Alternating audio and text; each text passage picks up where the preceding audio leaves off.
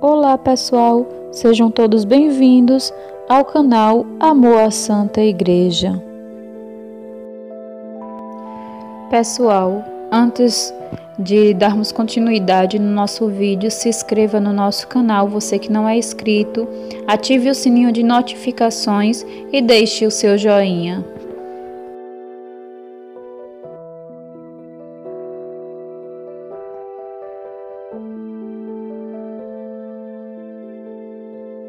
Vamos falar então direto da figura desse santo francês, São Luís Maria Grignion de Montfort, que criou esse tratado, essa espiritualidade. Explica pra gente um pouco, em poucas palavras, para quem nunca ouviu falar desse santo, quem foi esse grande santo? Foi verdadeiramente um grande santo francês.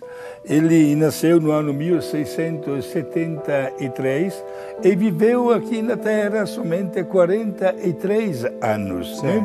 Mas foi um homem que respondeu generosamente ao chamado de Deus, no sentido que entrou ainda criança no seminário dos padres jesuítas, conhecidos como a Companhia de Jesus, perseverou, se tornou sacerdote, notou uma grande inclinação espontânea para a pregação e para a missão. E, sobretudo, ele sentiu dentro de si a necessidade de, digamos, mostrar claramente o valor da presença de Nossa Senhora na vida do cristão.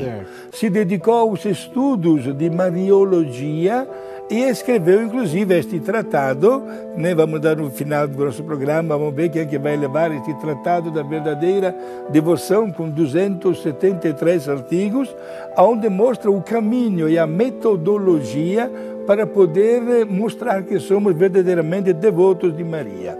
Este homem, pertencendo à Companhia de Jesus, devido a este grande amor que tinha para com Nossa Senhora, acabou fundando uma congregação chamada a Companhia de Maria.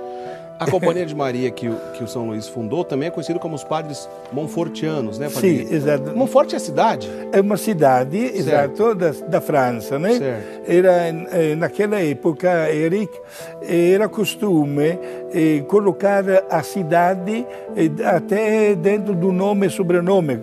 Até temos vários santos, Francisco de Assis, certo, Antônio de Pádua, Caterina de Sena, Rita de Cássia e Grignion de Montfort, porque foi a cidade de Montfort, né? E daquele nome daquela cidade, até a congregação que ele fundou acabou chamando-se de Padres Montfortanos. Bom, o nosso querido São Luís Maria Grignion de Montfort, esse nome Maria, ele já desde cedo mostrava uma devoção especial à Nossa Senhora. Ele adotou esse nome Maria ainda durante a sua crisma. Quando ele recebeu o sacramento do crisma, ele então adotou o nome Maria. E manteve essa devoção de maneira especialíssima, como a gente vai entender. Está aí, inclusive, uma imagem do nosso querido São Luís Maria Grignion de Montfort. Mas, Padre Guido, eu dei uma pesquisada e eu percebi que o São Luís Maria, ele queria ser missionário, me parece até no Canadá, mas o bispo da época achou melhor que ele ficasse na França mesmo, porque ele tinha muita missão para fazer na França. Inclusive o Papa Clemente XI o nomeou oficialmente como missionário pontifício, pregador pontifício, para que ele fosse então, saísse em missão pela sua França, pregando o Evangelho e também essa devoção à Nossa Senhora, porque naquela época, a França daquele período, final do século XVII, começo do século XVIII, sofria, entre outras coisas, logo depois vai ter a Revolução Francesa, mas antes disso, uma heresia chamada jansenista, o jansenismo, a heresia jansenista ou o jansenismo. Em poucas palavras, Padre Guido, explica pra gente que problema que o São Luís enfrentou lá na França. O problema é referente exatamente à predestinação. Certo. Por isso, esta teoria defende que não adianta fazer nenhum esforço, porque já estabelecido da parte de Deus o que vai acontecer conosco. Quando nós sabemos, pelo contrário, aqui deveria ser não o Padre Guido, mas Santo Agostinho, que usou inteligentemente a sua capacidade para explicar que Deus nos cria do nada, mas não nos salva se nós não fizermos nada.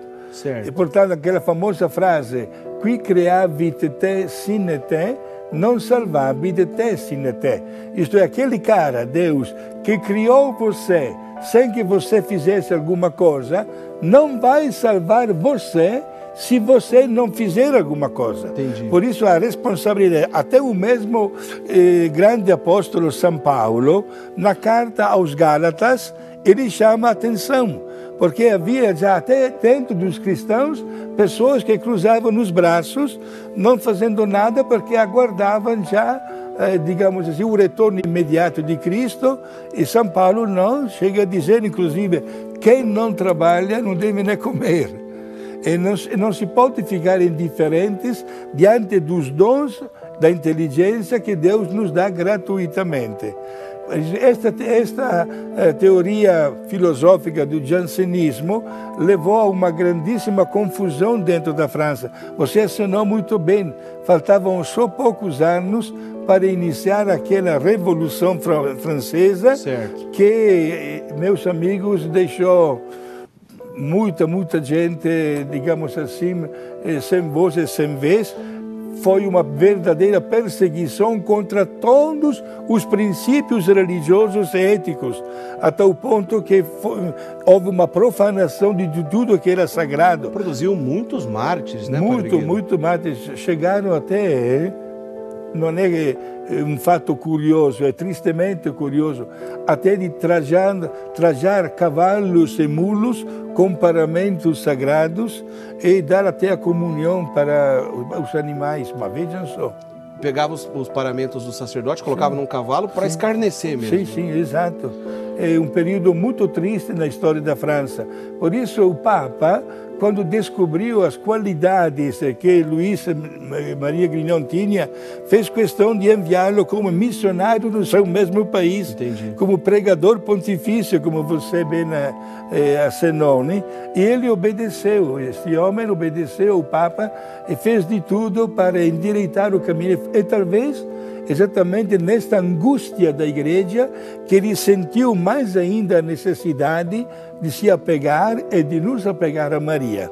Então vamos lá, só recapitulando, a gente está no final do século XVII, começo do século XVIII, na França, antes ainda da Revolução Francesa, um bispo, né, que depois se tornou um herege, um bispo chamado Cornelius Jansen, desenvolveu então essa teoria na qual, em resumo, a teoria a gente pode ter em outro momento voltar a esmiuçar isso, mas em resumo, o problema da predestinação, né? Aquela coisa, olha, não tem jeito, uns vão ser salvos, uns vão ser condenados, não tem o que fazer, Deus não pode mudar essa história porque já tem o seu destino, a sua predestinação. Isso foi condenado pela igreja, né? Ao contrário, por exemplo, de como o Padre Guido disse, recorrendo a Santo Agostinho, né? Que inclusive é conhecido como doutor da graça, né? Que a gente pode recorrer à graça de Deus, não somos dignos, mas a graça de Deus pode nos levar então à salvação, ao amadurecimento, ao crescimento e tudo mais. Então essa corrente jansenista, essa heresia jansenista, estava dominando aquele período. E o nosso querido São Luís Maria Grignion de Montfort, então foi pregar na França contra essa corrente. Essa corrente oficialmente, ela foi condenada pela igreja em outubro de 1656, pelo Papa Alexandre VII. Então o Papa Alexandre VII condenou essa teoria chamada da predestinação. É um problema parecido, uma distorção, assim, vamos dizer assim, parecido com os calvinistas, né, Padre Guido? Exato, é uma aberração até do mesmo calvinismo. Olha, gente, Jesus tinha razão quando anunciava que quando um reino é dividido em si mesmo, nunca mais encontra uma sua unidade. Certo. Porque essas falsas religiões acabaram multiplicando, fenômeno que existe até no dia de hoje, Eric, né? Certo. Você pode notar a proliferação de igrejas protestantes, e, digamos assim, onde se louva a Deus e que Deus seja sempre louvado, né? Mas não em sintonia com a única igreja fundada por Jesus.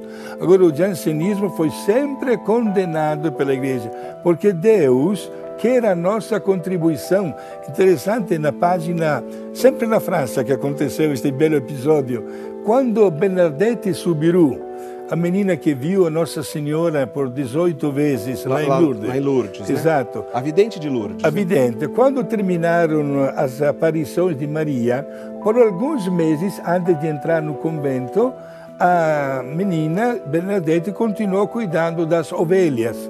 E a uns 7, 8 quilômetros de Lourdes, tem até hoje uma ponte sobre o rio Gave, onde um dia ela estava levando as ovelhas de um lado para o outro do rio e se encontrou na ponte com o vigário, o padre daquela cidade. E o padre, quase um pouquinho brincando, ou talvez um pouco cético, disse esta frase: olha aí a menina a qual Nossa Senhora falou que um dia irá para o céu. E Bernadette Soubirous, a vidente, que nunca tinha estudado teologia, respondeu para o vigário: padre, é verdade, Nossa Senhora me falou isso, mas há uma condição, que eu o mereça. Esta que é a frase importante. Devemos chegar no céu, mas como recompensa dos nossos merecimentos, para que tudo isso aconteça. De certa forma, a gente vai ver daqui a pouquinho, logo mais, a gente vai explicar dentro do tratado que o São Luís escreveu, ele vai classificar alguns tipos, né, os tipos de devotos de Nossa Senhora. E até mesmo essa coisa aí da predestinação, de certa forma, volta, você vai entender daqui a pouco, a gente vai explicar isso. No próprio escrito de São Luís, depois ele lidou com isso, é claro, combatendo esse erro da predestinação. Bom, então deu para entender o contexto que São Luís vivia lá na França, qual era o problema, a principal heresia daquela época, e olha que depois ainda veio a Revolução Francesa. Aí ele viajou à França, em muitas cidades, pregando o Evangelho, a doutrina da Igreja Católica, mas a devoção à Santíssima Virgem já estava presente nessa época, né, Padre Guido? Exato, e acabou escrevendo este livro com o título que ele mesmo deu de Tratado da Verdadeira Devoção. O que significa isso?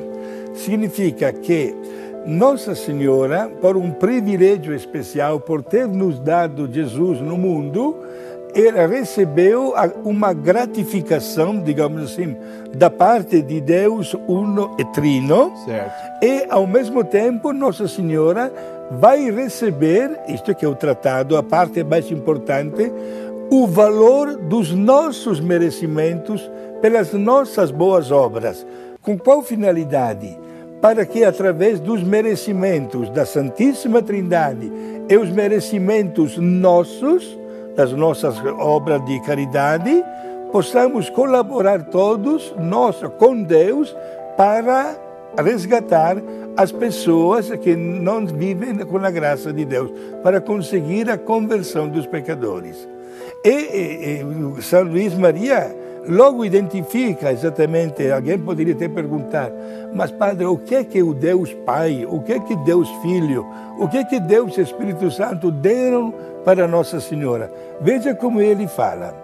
Deus Pai deu todas as graças à disposição de Maria. Então vamos lá, só para ficar bem claro. O senhor já está explicando para a gente, segundo São Luís Maria Grimond de Montfort, os dons na qual a Santíssima Trindade agraciou Nossa Senhora, e cada pessoa da Santíssima Trindade agraciou com um dom diferente. Aí o senhor começou a explicar para a gente, não é isso? Exato, porque é fundamental isso, porque além dos dons da Santíssima Trindade, Maria quer receber os nossos dons.